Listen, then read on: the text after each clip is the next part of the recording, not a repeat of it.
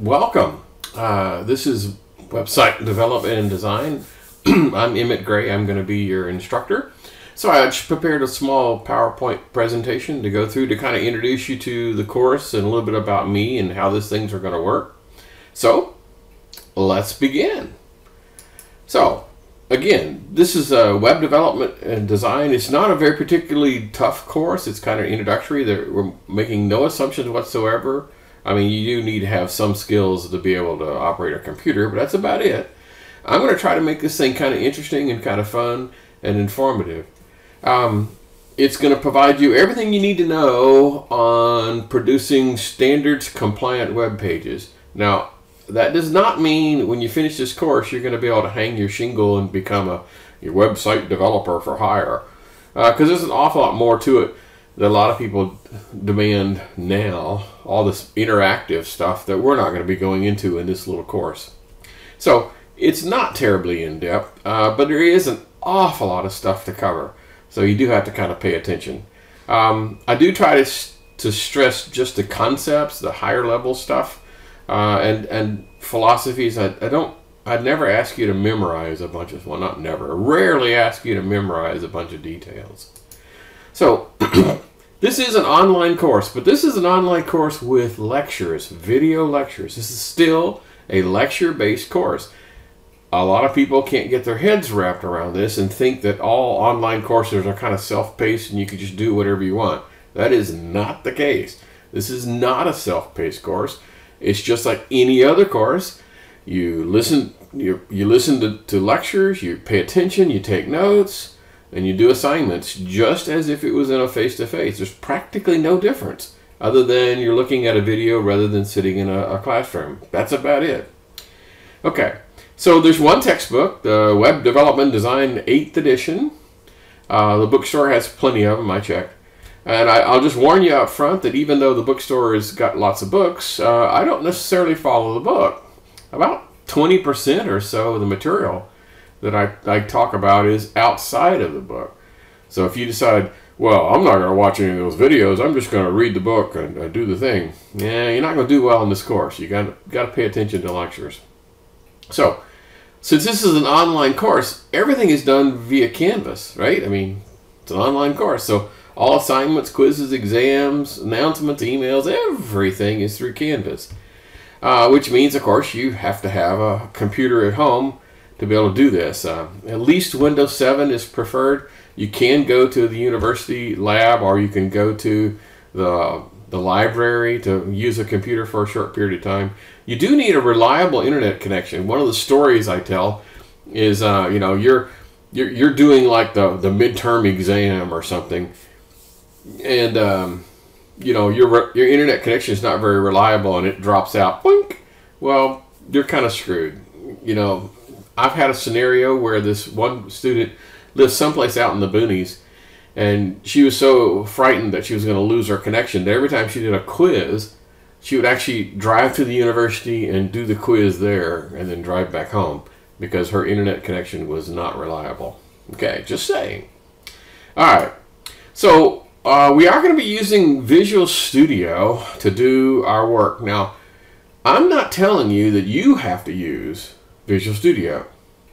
Okay, I'm just saying that's what I'm going to use. I'm going to use Visual Studio 2015. That's the stuff that they have installed at the university, so when you go there, that's what you'll see. You can download the free version of this, the Visual Studio 2017 Community Edition. You can get that for free, or you can go online to the DreamSpark Imagine and get the full-blown version of Visual Studio. So if you want to use, you know, Dreamweaver or something like that, I highly recommend against it, but you're welcome to give that a try.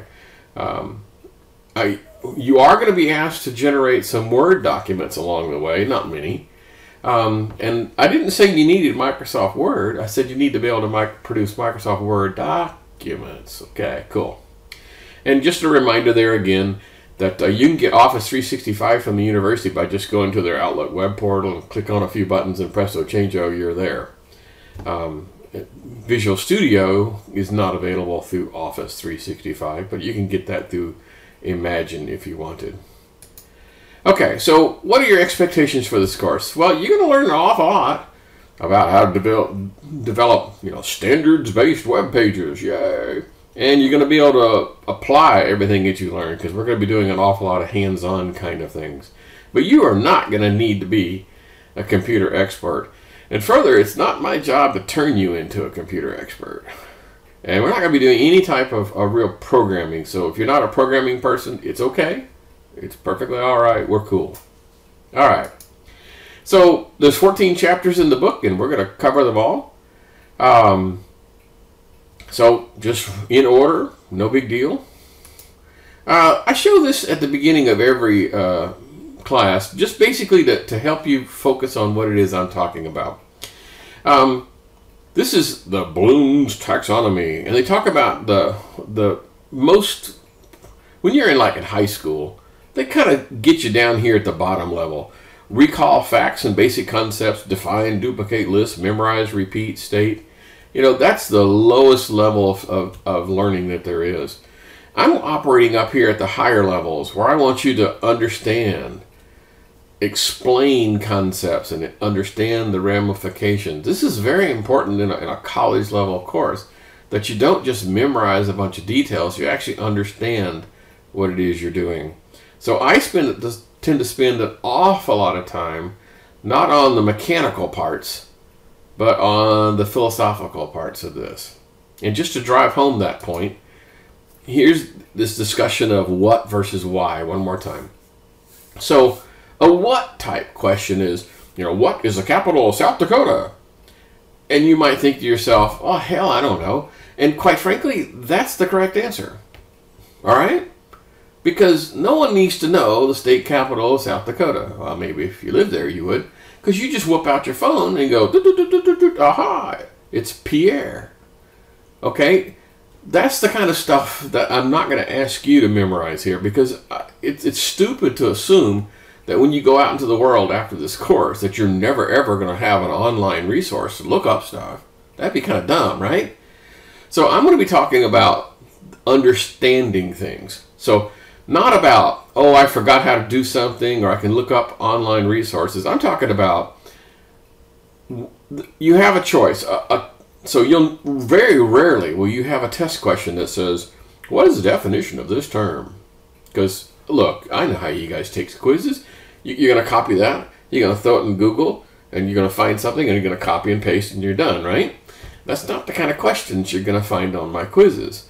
My quizzes are going to say, given this scenario, why would I choose option A versus option B? Now, you're not going to be able to copy and paste that into Google and get anything, but it requires it requires an understanding. So this is extraordinarily important, and I'm just telling you the reason why I'm harping on this is because a lot of people just don't quite get it, and they get a little confused by this whole scenario and say, well, I couldn't find an example of that. It's like, well, yeah, I wanted you to think. So yes, this is a very important part. Let's just go through this. So here's the course. There are two major exams, a midterm and a final. They're not comprehensive, so the midterm is only the first half and the final is the second half. We're going to do an entire review lecture online before the exams. That way you have, I'm basically going to help you study. Kind of cool. There's going to be 6 quizzes. Obviously all this is take home, right? This is an online course. Typically 20 questions. Typically people do it in about a half an hour. It's not bad. 6 assignments. Yeah. Are you going to be turning in web pages? Yep. And since most websites contain multiple files, we're going to zip up all those files. And if you've never zipped up a file before, we'll help you with that. There's going to be one term project at the end of the class. It's basically going to be a combination of everything that you've learned for the entire course. You're going to build a web page that's got 1 of these and 4 of those and 8 of those and all the things. And then one of the things you're going to get graded on is what's called the participation score. And the participation is basically, did you do what I asked you to do? That's basically it. So those are the 5 elements that you're going to get graded on. If you were to look at this from a pie chart point of view, Exams, both of them, you know, the midterm and the final, are worth about 25% of your grade. Quizzes, 30%. Assignments, 30%. Term project is 10%. That's an entire letter grade, right? And then participation is 5%. So that's how the percent grades come out. Here is the chart. The way it works is the school days basically start Monday morning. So Monday morning is when the online week starts and goes all the way till Sunday. So everything magically appears sometime on Monday morning, and everything is due at 11:59 p.m. on the following Sunday.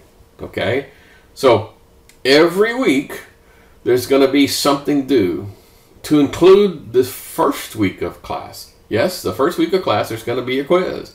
So the way it typically works is in a quiz and our assignment, quiz or assignment, blah, blah, blah, blah, blah, blah, blah. Just pops back and forth between quizzes and assignment. Obviously, we're not going to be doing anything during spring break. Woohoo! Okay, so this is the chart of the schedule of everything you need to know on when things are due. Now, obviously, Canvas is going to help you by telling you where everything is and what everything is due. So this is not your only source of that information. So how tough is this course? Well, I'm expecting you're going to spend about 2 or 3 hours outside of the normal classroom. In other words, outside of just listening to videos. You're going to be spending 2 or 3 hours a week either doing an assignment or doing a quiz. This is kind of fast-paced. I mean, it's a chapter a week, and there's lots of topics to cover. And remember, there's something due every single week. You don't have to stop and think. Every single week, something is due. Just put it in your mind or look it up on the calendar. Okay, I'm going to drill down a little bit more talking about the exams and the quizzes. So, the midterm and the final, the big ones, it's obviously open book, open notes, open everything. Because once again, I don't really care about it being open notes because I'm not asking you, what is the definition of this term? I'm asking you philosophical questions. So it's okay for you to have access to resources because they're not going to help you that much. Okay. There's going to be 25 questions plus 2 extra credits, and you're going to get 1 hour and 15 minutes to do this. And I tell you that there will be an entire review video just to cover the topics that are going to be on the exam. I'm going to give you the list of topics, not the questions. I'm going to give you a list of topics a week before the exam is due, so just to help you study. Cool. So the take-home quizzes, obviously those are open book, etc. They're typically 20 questions and a 1 hour time limit. And I'll tell you that I write these quizzes. I don't use any test banks. I write my own quizzes. So the quizzes come from my lecture notes. Now, I'm telling you this is that if I'm using my lecture notes to make quiz questions, like I'll be looking through my lecture notes and go, that'd make a good question. That would make a good question. If I'm using the lecture notes to produce the questions, you think maybe you ought to be looking at the lecture notes too? I wonder. Yeah. An odd thing about my lecture notes, we'll talk about in a few more minutes, is I don't release the lecture notes before the lecture. I release them after the lecture. I know that sounds a little weird, but if I release the notes before, then you probably wouldn't take any notes whatsoever. You just look at mine. So I want to encourage you to take your own notes. Okay. Assignment rules. The number one problem with assignments is reading comprehension. Did you read the assignment and do what it said to do? If it said I needed 4 pages, is it going to have 4 pages in it? That kind of stuff. Okay, we're coming up on the 15-minute mark. What I typically do is I limit each one of these videos to a 15-minute duration. And that's just to keep your attention span going. So I'm going to pause this and then pick us up again in just a few minutes.